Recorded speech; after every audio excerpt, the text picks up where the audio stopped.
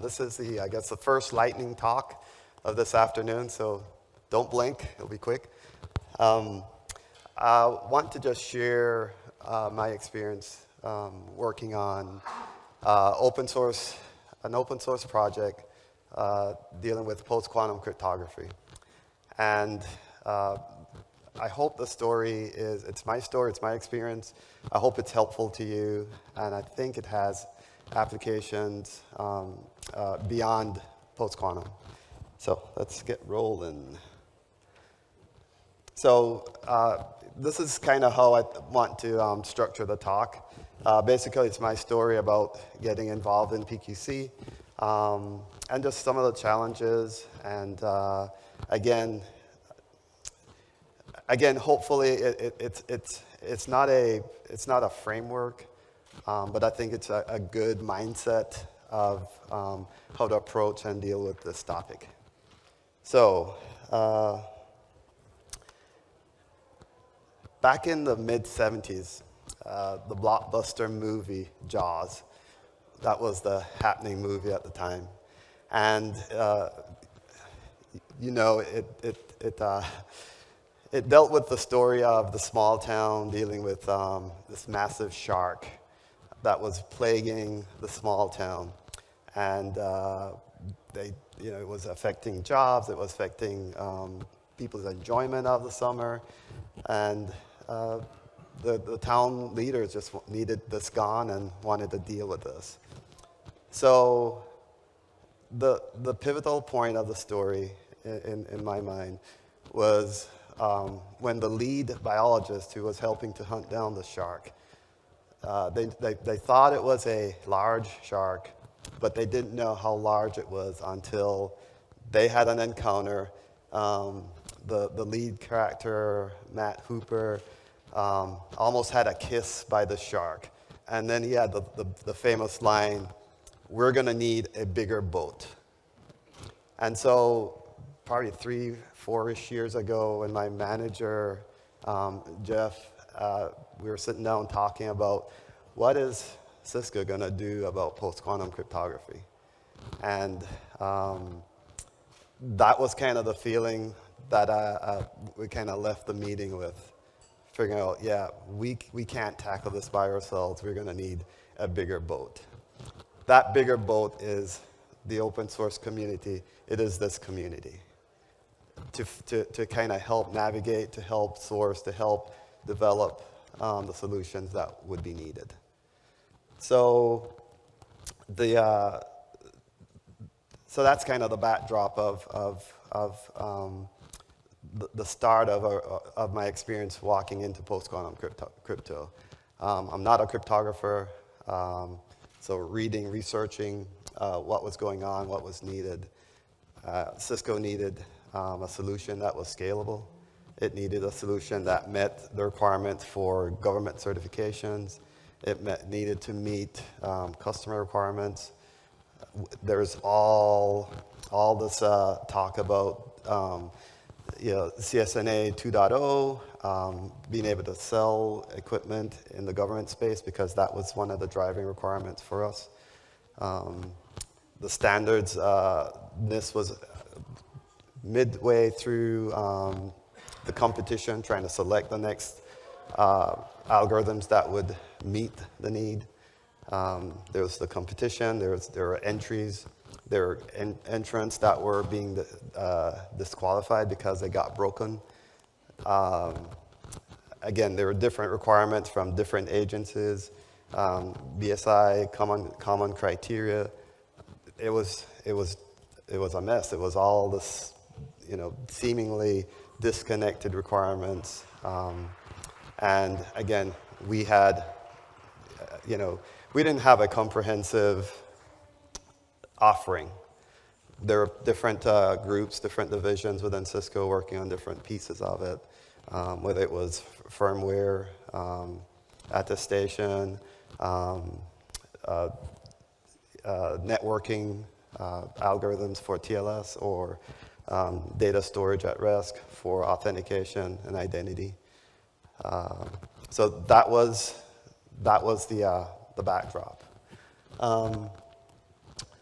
So as we kind of researched and I was reading more about the algorithms that were on NIST in the competition, it occurred to us that, yeah, again, an open source approach was going to be what was needed. We started looking around just to see what was there. We came across the open source project, OQS, which is Open Quantum Safe project. It had a collection of all these algorithms that were entered in the competition. It had, they weren't, they were all done. They weren't necessarily an order of preference for which algorithm was going to be preferred, but they're all there, and even the ones that were disqualified, but up until a point. So that was where we started looking into it, and I think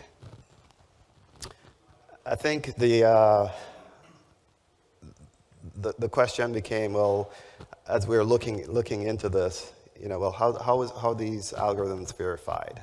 How are they vetted? And who is doing that? And, again, with the risk of what quantum computer posed to today's crypto, again, the overwhelming thing that, okay, everything about confidentiality, privacy was in jeopardy. And so just from an emotional point of, well, okay, everything that we know is going to change. Everything that we're accustomed to is about to change. And again, what would we do about it? And then on the other side, it's like, well, is a quantum computer anywhere close to being a reality? Do we really need to worry? But again, with requirements, the government saying, hey, during these dates is when you have to be supporting post-quantum crypto.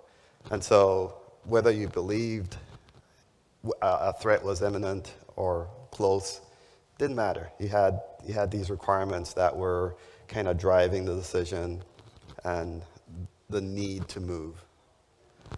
So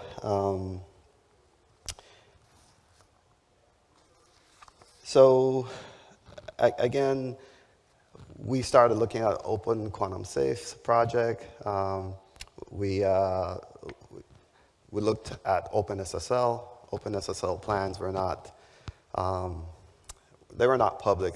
In fact, we did not know that they were working on MLChem and MLDSA for the short time that when those standards were announced, for when OpenSSL actually said, okay, we have this in the pipeline and this was our date.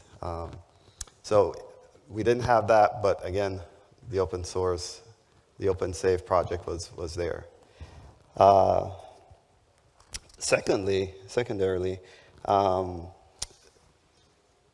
the open source OQS provider was also developed and it gave that entry into OpenSSL.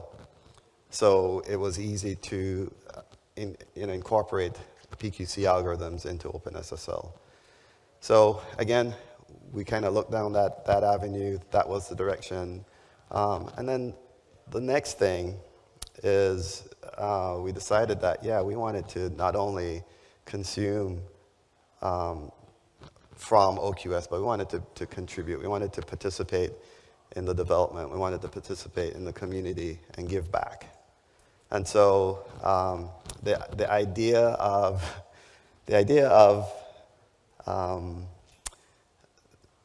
being a contributor, participating, was another way of trying to address the chaos, address the uncertainty, address the disruption that this transition to PQC algorithms and technology was posing.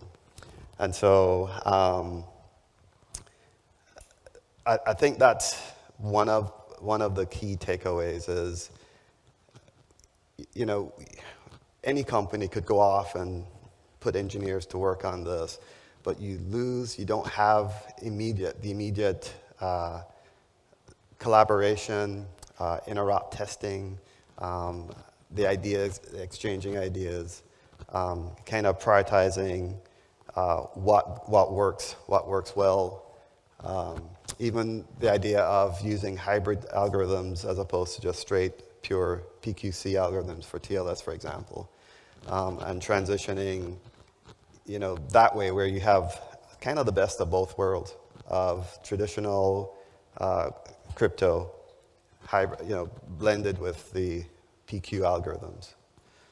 So I think that was, again, a big takeaway of contributing, collaborating, joining in the broader community to, you know, it takes the stress off, it takes the anxiety off, because everybody's in the same boat and you're seeing and sharing the same problems, finding the solutions that helps everybody. And so